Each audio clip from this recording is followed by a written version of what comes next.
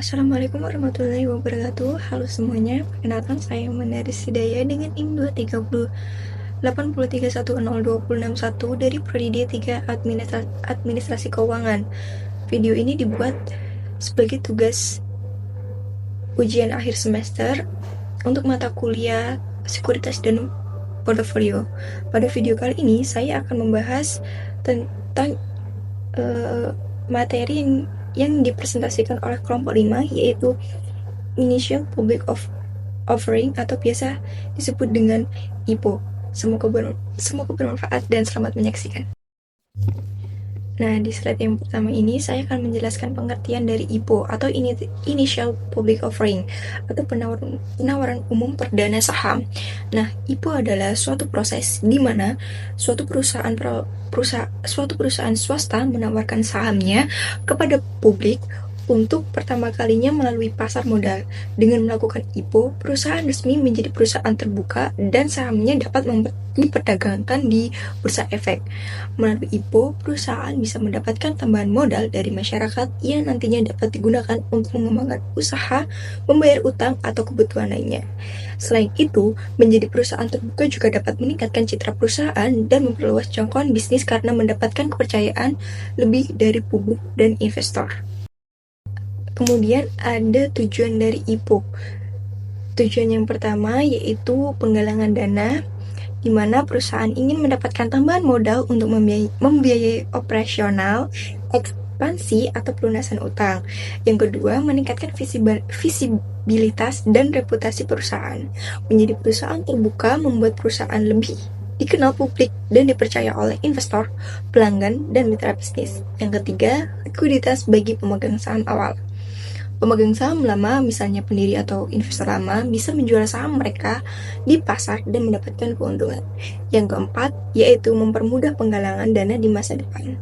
Setelah menjadi perusahaan terbuka, lebih mudah untuk menarik dana tambahan karena sudah memiliki rekam jejak dan kepercayaan dari pasar. Nah, kemudian ada proses IPO. Proses IPO ini terdiri dari beberapa. Yang pertama ada penunjukan underwriter dan persiapan dokumen. Yang kedua, penyampaian permohonan pencatatan saham ke BI dan penitipan kolektif ke KSI. Yang ketiga, penyampaian pernyataan pendaftaran ke OJK. Yang keempat, penawaran umum saham kepada publik. Dan yang kelima adalah pencatatan dan perdagangan saham perusahaan di Bursa Efek Indonesia. Selanjutnya itu ada keuntungan IPO dan risiko IPO. Untuk keuntungan IPO sendiri, yang pertama ada pendapatan baru, di mana perusahaan mendapatkan dana segar dari penjualan saham ke publik yang bisa dipakai untuk ekspansi, bayar utang, atau investasi. Nah, yang kedua ada peningkatan profil perusahaan. Jadi lebih dikenal oleh publik, investor, dan mitra bisnis karena mendapatkan perhatian media dan analisis pasar. Kemudian yang ketiga ada likuiditas saham, di mana saham perusahaan bisa diperjualbelikan di bursa sehingga pemilik atau investor bisa mencairkan atau menjual sahamnya lebih mudah. Yang keempat ada valuasi pasar yang lebih tinggi. Nilai perusahaan bisa meningkat karena pasar publik sering memberikan valuasi lebih tinggi dibandingkan dengan swasta. Yang kelima ada insentif karyawan. Nah, perusahaan bisa memberi saham sebagai bonus ke karyawan atau stock option yang bisa meningkatkan semangat kerja. Nah, tadi udah dijelaskan keuntungan IPO. Selanjutnya ada risiko IPO. Risiko IPO dibagi menjadi 4. Yang pertama ada biaya tinggi. Jadi proses IPO itu mahal, seperti membayar konsultan, auditor, biaya legal, pemasaran, dan biaya ke bursa efek. Kemudian yang kedua yaitu keterbukaan informasi. Perusahaan wajib membuka banyak data ke publik seperti keuangan, strategi risiko yang bisa dimanfaatkan pesaing.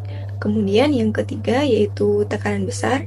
Perusahaan harus fokus pada hasil jangka pendek jangka pendek karena diawasi ketat oleh investor dan analisis. Yang keempat yaitu volatilasi saham. Nah, harga saham bisa naik turun tajam karena sentimen pasar, bukan karena kinerja perusahaan sebenarnya. Nah, adapun persyaratan IPO, yang pertama yaitu usia perusahaan, yang kedua aktiva bersih, ketiga jumlah saham yang dijual, keempat harga per lembar saham, kelima jumlah pemegang saham publik, keenam direksi perusahaan, ketujuh struktur perusahaan, dan yang terakhir kedelapan laporan keuangan. Nah, adapun dampak IPO dalam perusahaan. Ketika sebuah perusahaan memutuskan untuk melakukan initial public offering dan menjadi perusahaan publik, ini menandai babak baru dalam perjalanan bisnisnya.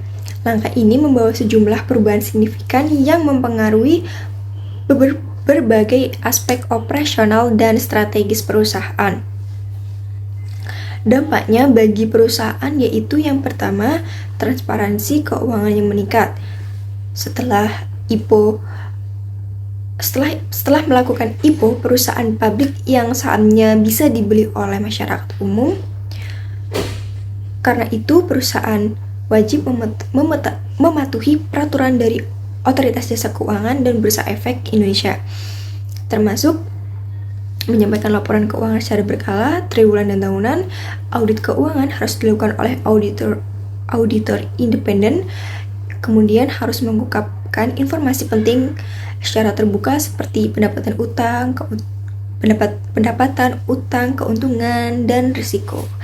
Nah, yang kedua ada peningkatan akuntabilitas. Perusahaan yang sudah IPO harus lebih bertanggung jawab kepada pemegang saham.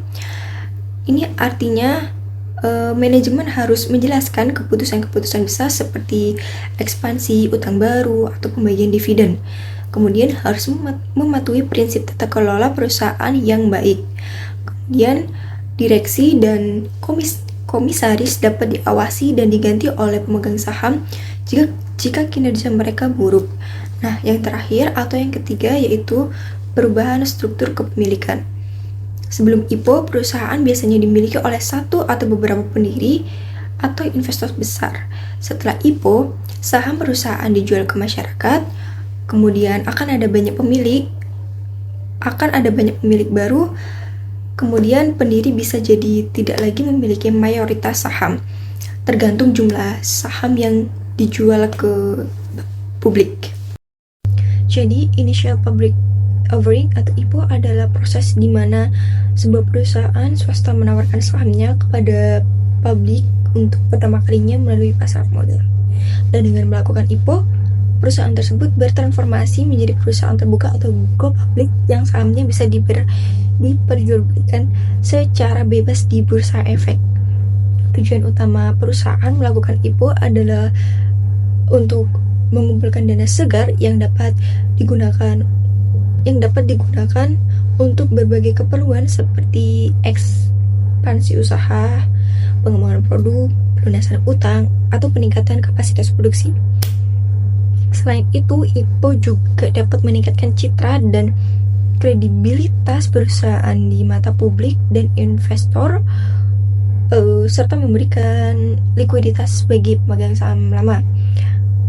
Namun, menjadi perusahaan publik juga berarti perusahaan harus mematuhi berbagai regulasi dan persyaratan yang ditetapkan oleh otoritas pasar modal seperti keterbukaan informasi, audit berkala, dan transparansi laporan keuangan. Hal ini bertujuan untuk melindungi investor dan menjaga integritas pasar modal. Nah, demikian video yang dapat saya sampaikan sebagai bagian dari tugas ujian akhir semester mata kuliah sekuritas dan portofolio dengan materi IPO. Mohon maaf apabila terdapat kekurangan dalam penyampaian. Wassalamualaikum warahmatullahi wabarakatuh. Semoga bermanfaat. Terima kasih dan sampai jumpa.